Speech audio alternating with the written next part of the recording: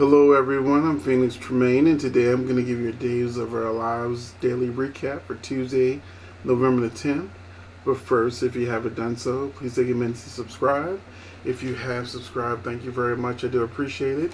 Please hit that like button, because every time you hit that like button, lets YouTube know this is a good video for SO fans, so they can be part of our SO fam. You can also become a member by hitting that join button. When you hit the join button, you get to see a video that tells you all the great perks for being a member. And if you like it, then you can go ahead and join.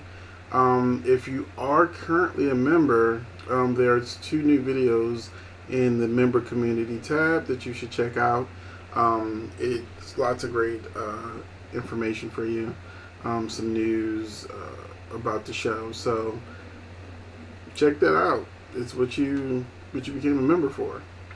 So we're gonna go for Days of Our Lives for Tuesday, November 10th. Jake gives a pitch of why him and Kate should hook up. So I thought, because they went in for the kiss in the previous episode, that meant that this episode they probably would have already done it, but we actually had to wait for that moment, and we'll be talking about that a little bit later in the video. Jennifer slaps Jack. And I found something interesting. I don't know if you picked up on this, but I really felt like he actually liked it. He looked like he wanted to say, "Please, ma'am, can I have some more?" So, what's my safe word? Applesauce. So, yeah, he actually looked like he liked the slap. He didn't look like he was hurt by the slap. Just like he looked turned on.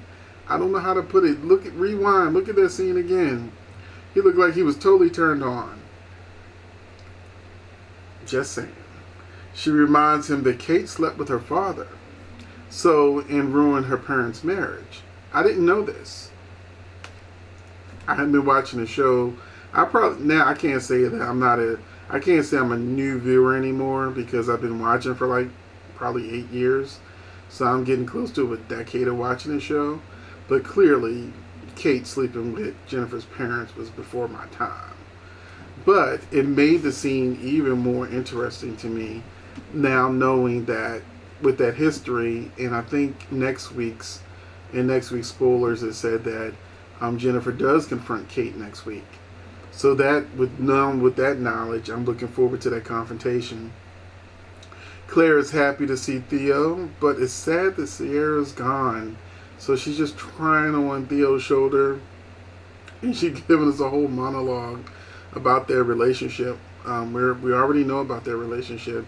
It would have made more sense for Xander to talk more about the history, rather than 2 actors who weren't a part of it.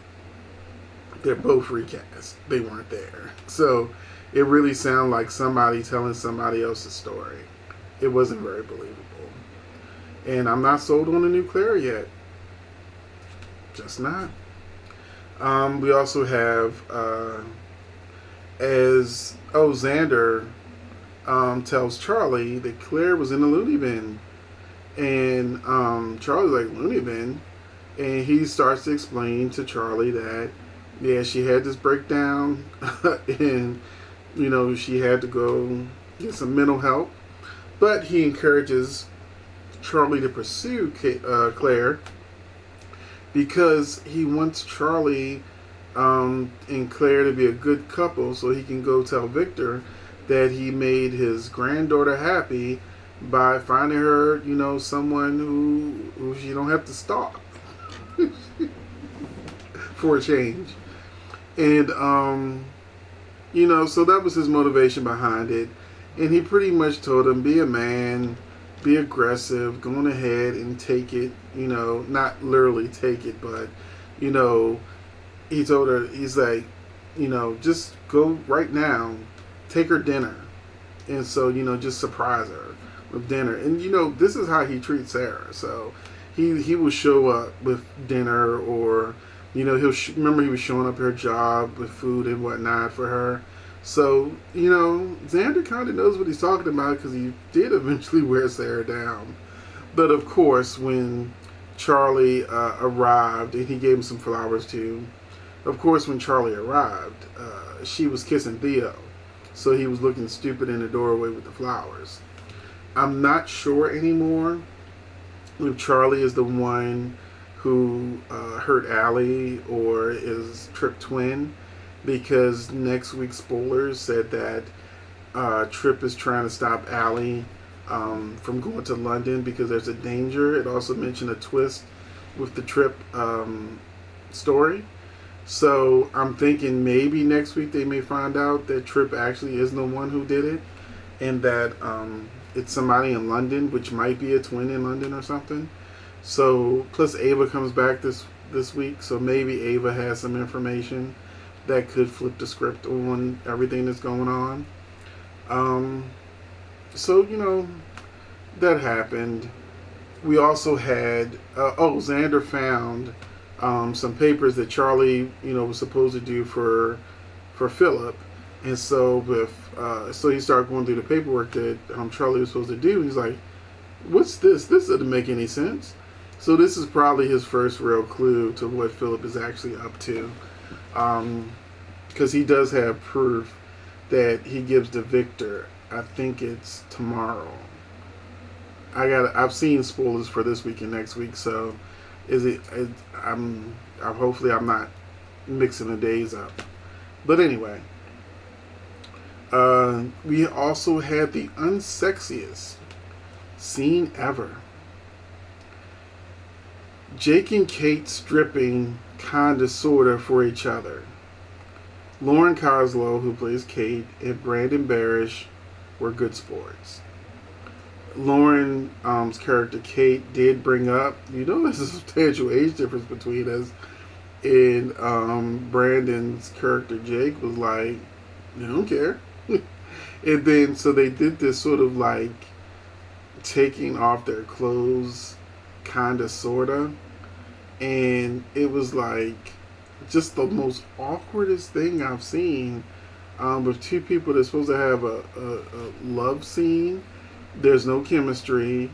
Lauren looks like, I can't believe they got me doing this. She looks like, but at least I have a job. I mean, they got rid of Hope. They didn't give her what she wanted, so she left. So she knows that, Stacy, Stacy, spoilers next week also mentioned that Brady has a scene with Kristen. So keep hope alive. Kristen will be back. Probably a few jail scenes before hopefully we get her back full time. But yeah, that was the unsexiest scene I've ever seen, when they were supposedly finished after the commercial break. She's like, okay, that was it. You can't have no more. And her excuse was she's scared Chad's reaction if he found out they hooked up. And Jake's like, we can just keep it a secret. And clearly they're going to continue to do this for the simple fact that when Gabby returns to the show, she's going to catch him. We also have, finally, we had some interesting scenes with Jack and Jennifer where, she pretty much told him about, how could you do this with Kate for those reasons I mentioned earlier. She did slap him, and she storms off. JJ starts trying to talk to her, calm her down, tells her, like, you can sleep over my place tonight. I didn't know you had a place where she could sleep, but okay. So she's like, okay, you sure? So that was taken care of. But the biggest, most interesting scene, probably in an entire episode, was Jack berating Abby for snitching. Jack was like, you could have kept that to yourself. Did you really have to say it in front of everybody? And Abby was like, well, I had a drink. You know what I mean? So I know people try to say that Jack and Jennifer is this iconic, loving couple. But the truth is, when you look back at those flashbacks, Jennifer practically stalked Jack to get him. And, there was a lot that happened, a lot of push and pull with Jack and Jennifer. And then, I forgot what they said, that Jennifer wanted a new love interest. the actual Melissa who played Jennifer, one of the new love interests. So they had her end up with somebody else instead of Jack. So they've done a lot of back and forth. So to me, everything that's going on now is just par for the course for the couple. They're not, just this happy-go-lucky couple that never have issues. So I don't understand why people are so upset. Like one person in my comment section said, "How are they ruining the only good couple or happy couple or something?" They were saying, and I was like, they're always upset with each other. That's kind of their normal. So what show are you watching? But anyway, we have it's not on there, but it was a very interesting conversation when Jack was telling Abby that she's wrong for snitching, and she needs to get out of his sight and all this kind of stuff. I'm like, yeah, that's the guy that Eve was married to. Eve dating, the one that wanted to be mayor and steal it from Abe and all that. That's the real Jack. With memories or no memories, he's an a-hole. Period. And so he's just being Jack. And I can see someone like Jack getting a little something on the side because it looked like Jennifer wasn't waking up. But I decided I might do a whole video on that, discussing that. But anyway, that was it. That's the last thing that happened was stupid ass Gwen always talking to the Stefano portrait and almost got caught by Abigail, dummy. See, this is the thing. If I was writing or directing this and I wanted Gwen to say things to Stefano, I would do a voiceover where she's just thinking it versus someone always walking through the door, either hearing her or almost hearing her talk to Stefano, someone who, as far as we know, she never even met. So thank you for watching. I'm Phoenix Tremayne, and I will see you in the next video.